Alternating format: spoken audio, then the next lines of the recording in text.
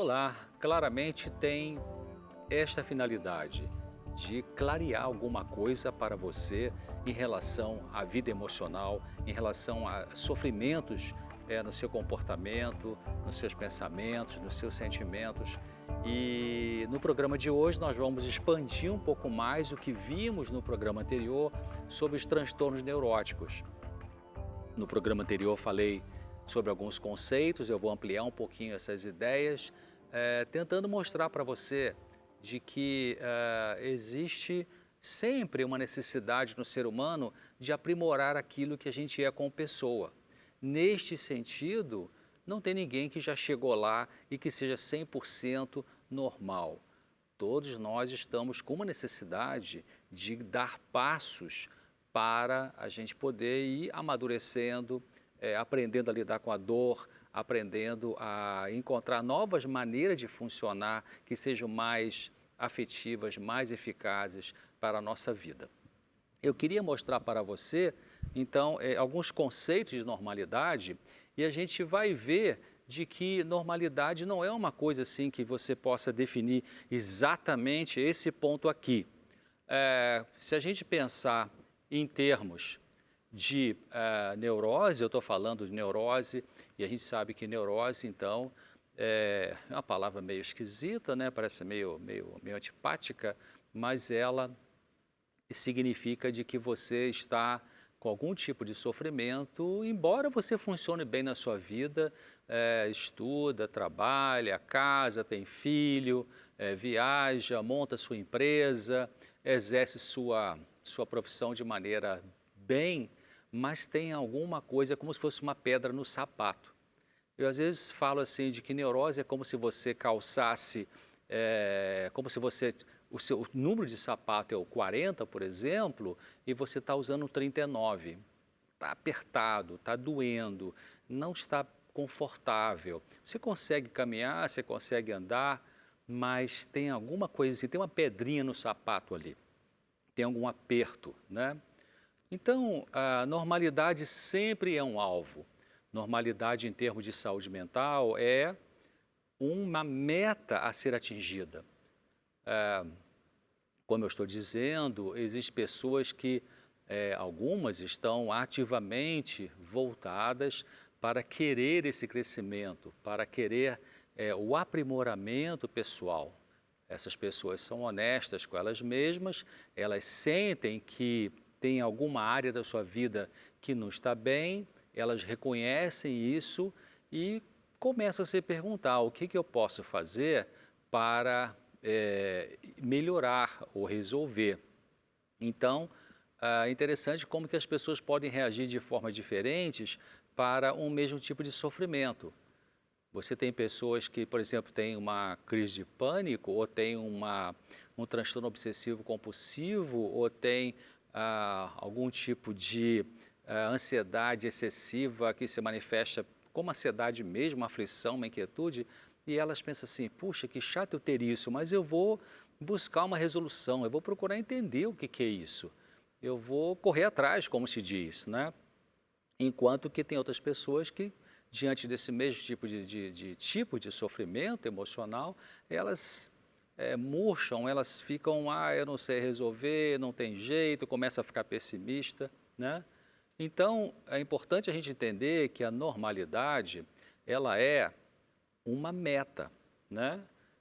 Você precisa dar passos, ninguém nasceu normal, ninguém é 100% com isenção de algum tipo de angústia ou de preocupação e, portanto, a pessoa saudavelmente falando não é aquela que nunca tem tristeza, nunca tem angústia, nunca tem medo, nunca tem raiva, não.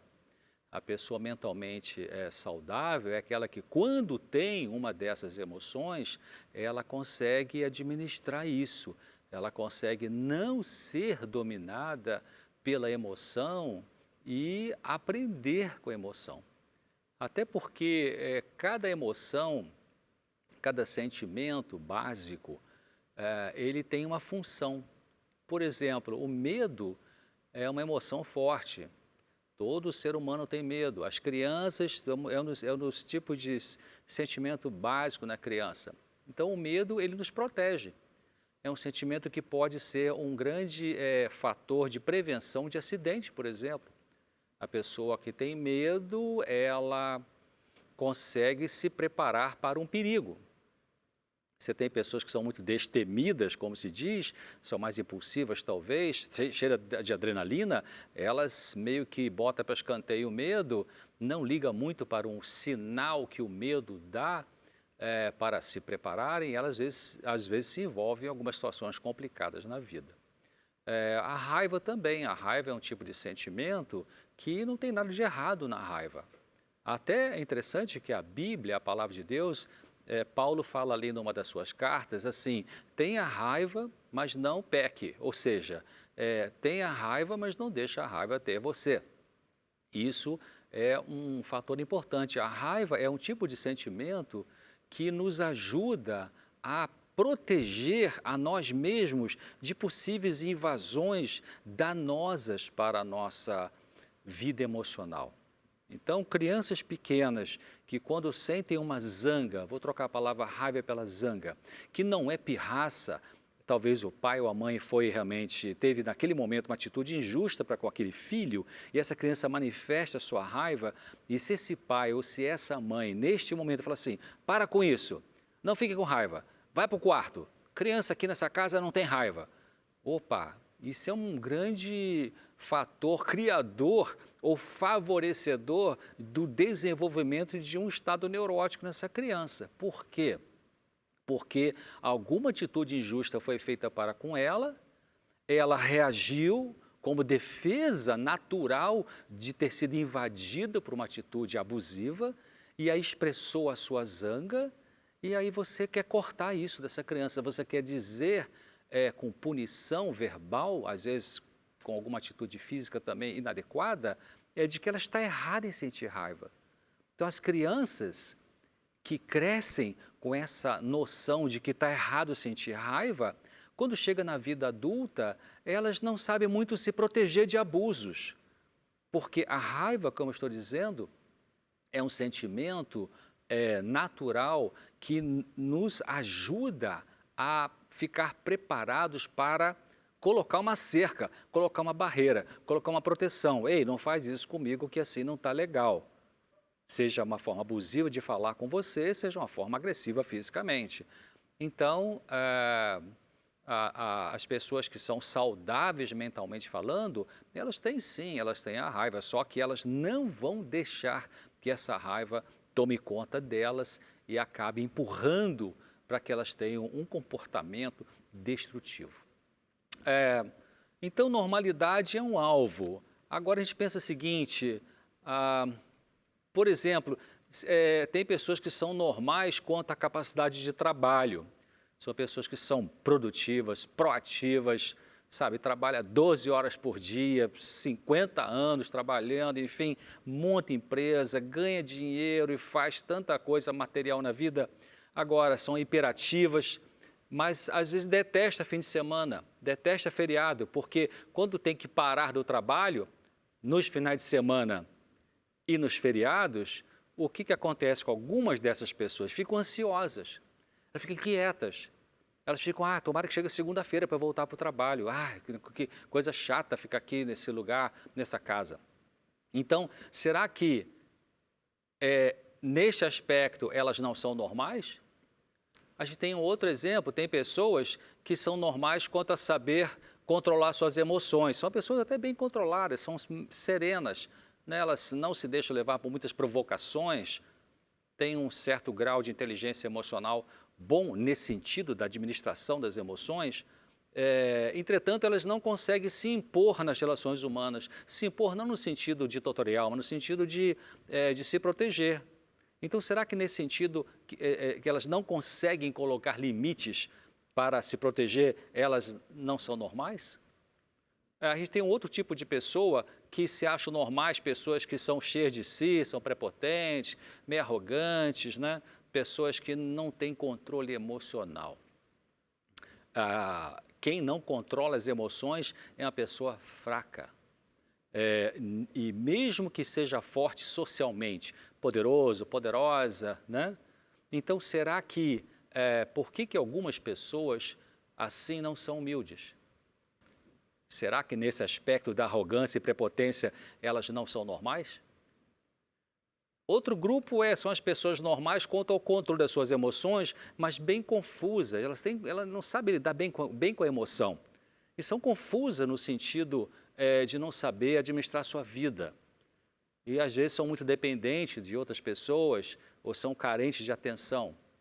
Porque será que algumas pessoas, qual a causa que leva algumas pessoas a serem tão carentes, né, de atenção, de afeto e, você não me deu bom dia, você não falou comigo, né? Será que nesse aspecto essas pessoas não são normais?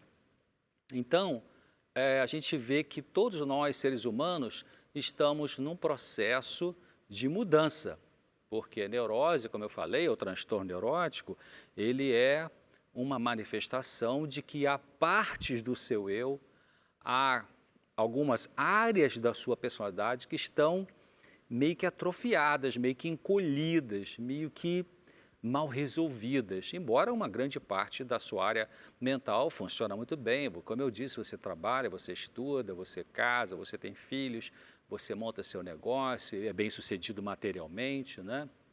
Mas pode haver algum tipo de sofrimento. E esse sofrimento pode ser percebido ou pode não ser percebido. Então, neurose é quando uma parte da sua personalidade, do seu jeito de ser, está num tipo de defesa, o retraimento do eu, né? De um eu mais saudável, de um eu mais genuíno, né? Então, esse retraimento, esse encolhimento do eu pode se manifestar por comportamentos mais introvertidos, por uma atitude agressiva na forma de você funcionar, pessoas que são às vezes espaçosas demais, pessoas que tendem a usar os outros, né? Talvez seu chefe seja assim, talvez o dono da sua empresa seja assim, uma pessoa muito dominadora, muito controladora, muito, sabe, autoritária. Então, embora a empresa vai bem, otimamente, está com superávit e tudo isso, mas a pessoa que é difícil de relacionar. Será que nesse ponto elas são neuróticas ou não? Então, nós vamos ver no segundo bloco um caso clínico, né, de uma situação de sofrimento, de transtorno neurótico e vamos conversar um pouquinho para ver o que se pode fazer, quais são os passos comportamentais, né, qual tipo de atitude uma pessoa pode começar a praticar para ir melhorando a sua capacidade de funcionar como ser humano. Fique com a gente volta já já no Claramente.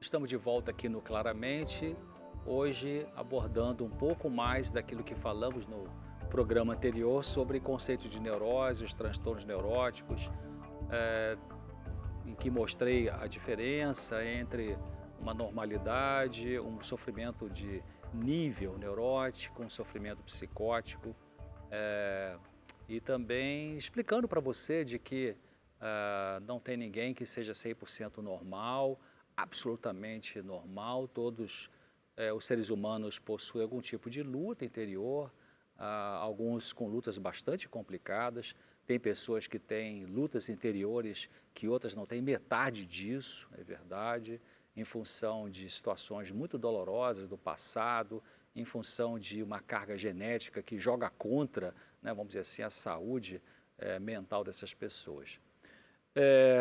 Então, o transtorno neurótico, os transtornos neuróticos, são vários, né? Eles são manifestações de sofrimento interior por conta de situações que a pessoa viveu ao longo da sua vida e que ela foi tendo que criar umas defesas dentro da sua espontaneidade, dentro da sua maneira mais livre de ser, porque era ameaçador. Tudo aquilo que é um fator na vida que ameaça você de se sentir rejeitado, ou de se sentir colocado de lado, ou de não conseguir ser uma pessoa mais aberta. Então, você tem estímulos ambientais, geralmente na família de origem, né?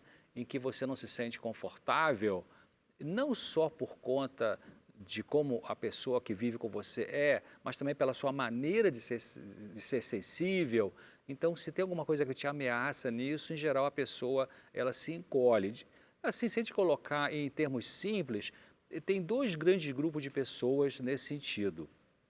Num grupo são aquelas pessoas que diante de alguma coisa que ameaça a estabilidade do eu, ameaça a segurança pessoal, ameaça a sua espontaneidade, elas encolhem, elas guardam, elas engolem as coisas, né?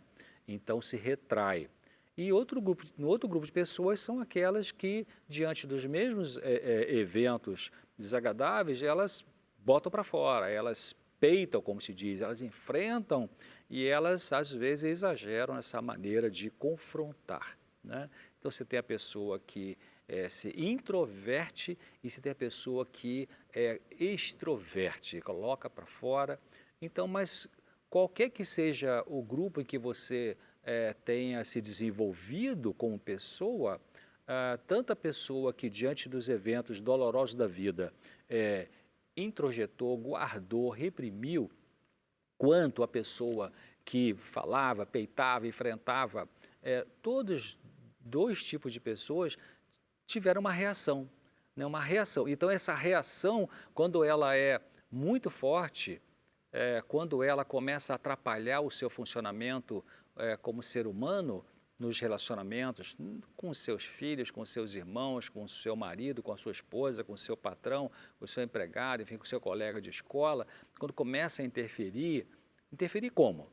Por exemplo, se você está no grupo da pessoa que sempre guardou, engoliu o sapo, como se diz, provavelmente você não vai conseguir reivindicar coisas na vida que você teria direito de reivindicar, né?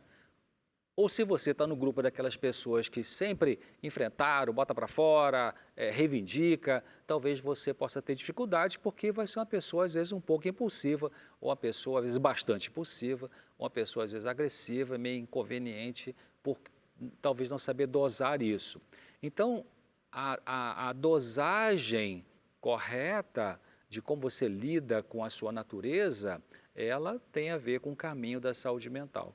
Então, a neurose, o transtorno neurótico é quando você, seja de um grupo daqui, seja do grupo do outro lado, né, do tipo de pessoa, a neurose é quando você está sempre reagindo, né? Seja engolindo, não fala nada, ou seja, soltando os cachorros, como se diz, e não pensa, né? Não dá uns 10, 12, 15, 20 segundos para pensar. Então, claro, as pessoas funcionam bem na vida no sentido de trabalhar, produzir dinheiro, estudar, casar, ter filho, mesmo sendo desses dois tipos de temperamento e comportamento. Mas quando essas características de introversão ou de extroversão ficam muito exageradas nos relacionamentos, aí já começamos a ter um tipo de transtorno emocional. Então, algumas pessoas bem-sucedidas financeiramente, economicamente, né, pessoas famosas, podem ser bem neuróticas. Na sua vida pessoal, você vai lá conhecer, ela tem umas dificuldades importantes. Algumas até falam isso de público, né, e abrem essa intimidade mostrando que tem realmente lutas que não aparecem para o público. Vez ou outra acontece isso, a gente vê fatos no mundo de atores famosos ou atrizes que se suicidam, né? Então, sabe, o que acontecia no mundo particular emocional dessas pessoas, certamente havia ali um sofrimento importante, né? Então, o neurótico, a diferença entre uma pessoa neurótica e uma pessoa psicótica, psicótica é a pessoa que tem uma psicose. Psicose é um nome técnico para loucura. Então, o neurótico ele não apresenta alterações do pensamento racional, não fica desorientado no tempo e no espaço, né? Não tem delírios, não tem alucinações, não tem essas graves perturbações da maneira de funcionar, como acontece com o psicótico. O neurótico não tem isso, ele funciona, trabalha, vai, estuda, viaja, compra, vende, né? Já o psicótico, ele pode delirar, ele pode ter alucinação, vai ter que ser tratado de uma maneira bastante diferente, com medicação, muitas das vezes. Bom, existe uma senhora que ela teve um pai que era muito irresponsável financeiramente falando. Ele era muito descontrolado, não é nem descontrolado, esse pai ele não tinha o pé no chão em relação a administrar sua vida econômica.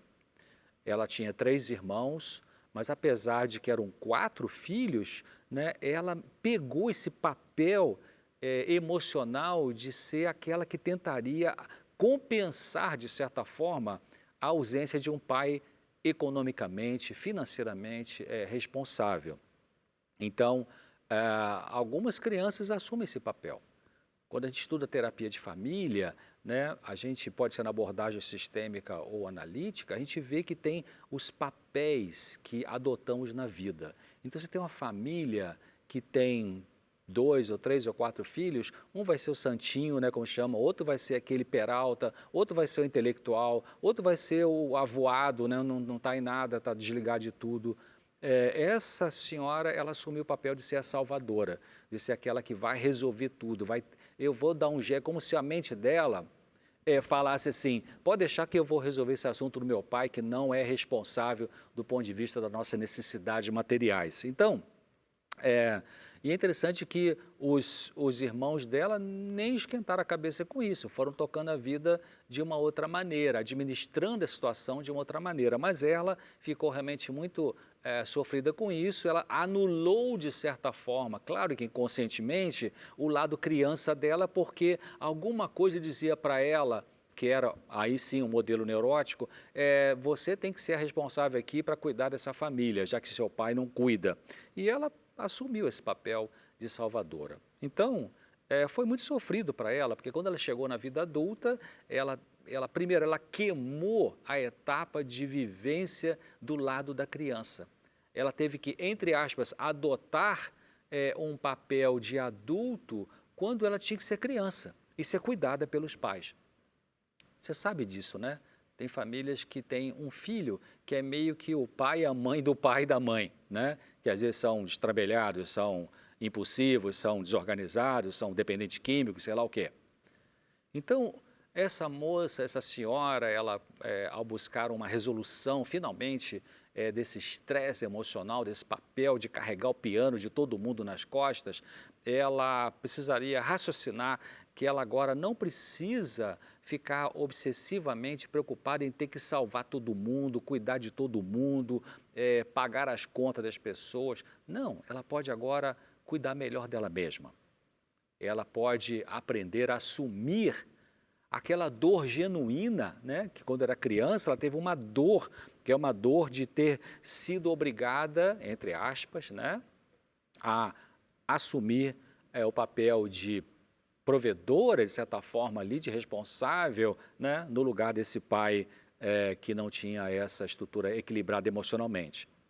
Também ela começou a aprender a lidar com sentimentos difíceis para com pais, porque quando uma criança vem de uma infância em que ela não conseguiu ter essa nutrição, esse amparo, esse acolhimento, porque um pai ou uma mãe foram imaturos, então essa criança perdeu esse recebimento desse colo. Então isso pode gerar um monte de sentimentos, raiva, vergonha, culpa falsa, né? Porque as crianças em geral elas sentem assim, onde que eu estou errando para que meu pai não seja legal comigo? Enquanto que às vezes o erro não está nela, o erro está no pai que não consegue ou na mãe que não consegue transmitir uma afetividade. Então na vida adulta, muitas vezes a pessoa vai ter que aprender que ela tem uma culpa falsa, né?